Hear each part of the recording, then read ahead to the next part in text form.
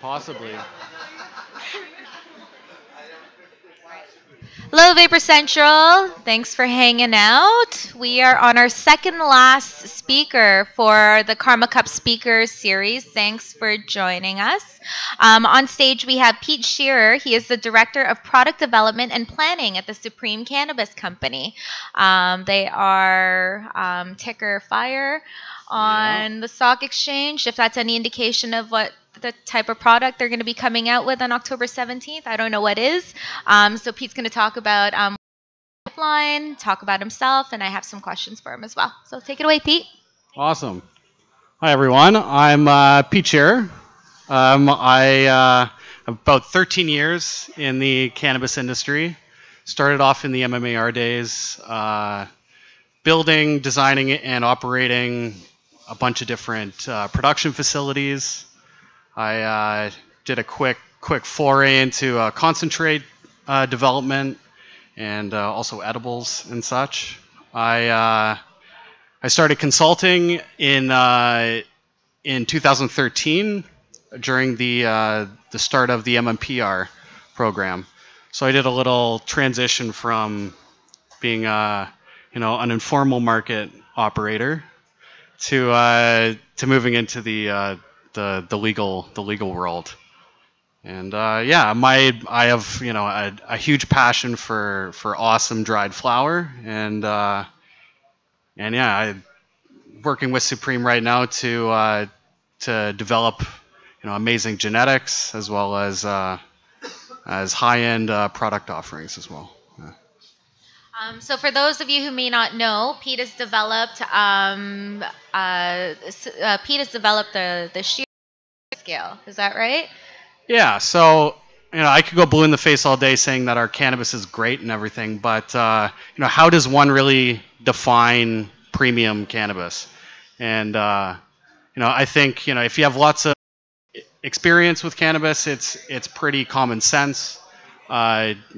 Different attributes like smell, look, and taste are the main factors that determine cannabis quality. And yeah, that my scale is basically kind of an amalgamation of different commodity grading scales, which really identify what certain defects are present in a sample of cannabis and to what intensity those defects are. So it's really driven on what factors make cannabis not premium is really how the scale was developed. Absolutely. So, what qualities or what characteristics are you looking for in good quality cannabis? I think for most cannabis enthusiasts, it's a no-brainer that our aroma is first and foremost the main indicator of quality. Closely followed by look, and then of course that amazing aroma has to translate into a great flavor. Awesome. So. Very cool. So I guess, and I ask this because I hear in the circles bud needs to be really dense, or does any of that play into Yeah, of your course, grading yeah. as well? Bud structure is a great indicator of quality and just the environment in which the cannabis was produced. For sure. Okay, cool. So are there any tools or products a consumer should have to test or inspect their cannabis? Well, I think there's a bunch of crazy equipment that you can get to test microbial levels, pesticide levels, all this stuff. But really, I think your senses are the main way to determine whether cannabis is good or not. I mean, for all intents and purposes, all cannabis that's going to be in the recreational legal retail environments are going to be safe to consume and objectively good quality in terms of they won't hurt you in any way, but that doesn't mean that those safe to consume offerings are not pretty bad. I mean, the elephant in the room in the LP space is most LPs are growing pretty bad cannabis. So I think going after the Attributes of cannabis is key to actually having a product that resonates with the cannabis enthusiast. Cool. Yeah, no. Now, while your grading scale focuses on the senses and all of that, is there can you speak about the effects of the different products that you consume, or? Well, it's funny you say that. We're in the new landscape of legal recreational sales. The retailers are going to have a pretty limited ability to talk about effect. That being said, during our selection, we don't necessarily select for the highest THC or the highest CBD. We we select our genetics for the desirability of their aroma, visual, and taste. Very cool. Very cool. Um, um, there's been a bottleneck in legal genetics within the ACMPR system. So how is Supreme avoiding those pitfalls? Oh yeah, I mean, I think that's a huge deficit in the legal world right now in cannabis is the quality and diversity of genetics, and I think that there's lots of ways. I think in the next year or so, there's gonna be lots of innovation in terms of strain offering, but right now, I think there's a lot of catch up to do. I think by and large, the black market dominates in strain offerings. I think if you look at if you look at the rate of innovation in California, for instance, there's a huge catch up period that we have to do. But I think with our capacity, as an industry, with all these millions of square feet being developed out every which way, hopefully we have the capacity to select through amazing genetics and find some gems and inch our way closer to the informal market, which have been at it for decades now. No, absolutely. Um, are there how many strains are you currently developing for the market? And will there be a difference between your recreational and medical brands? And if so, what differences are you looking for?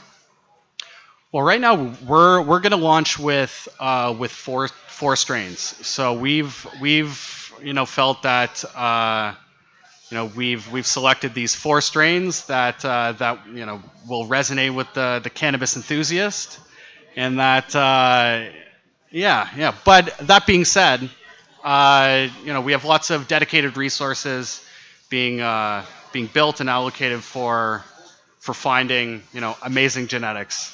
Needless to say, we have hundreds of different varieties to select through in the coming years. Awesome, that's exciting.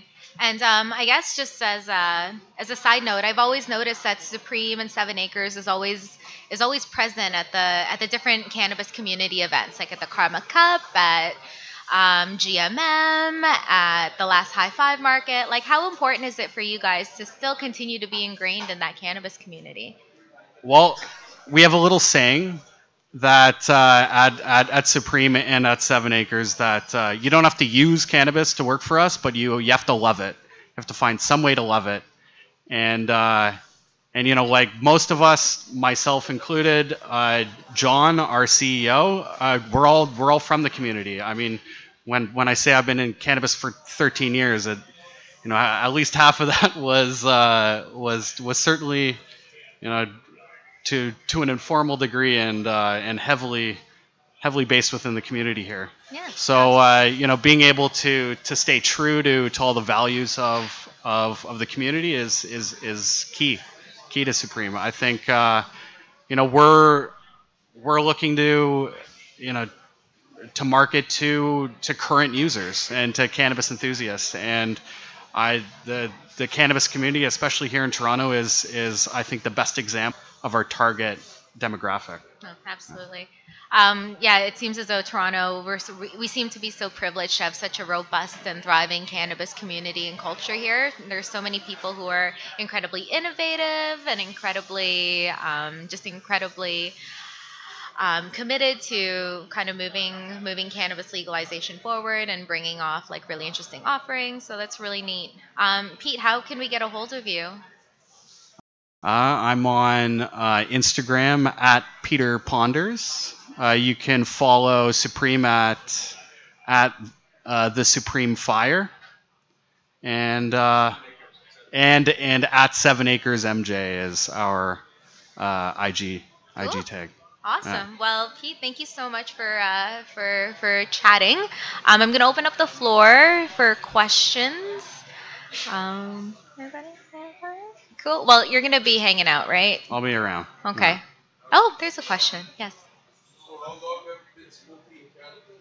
I've been smoking. I'll be candid. I've been smoking since I was 13 years old. So I'm a long time user, and most of my adult life, I have been either working with cannabis or very, very, very passionate about it.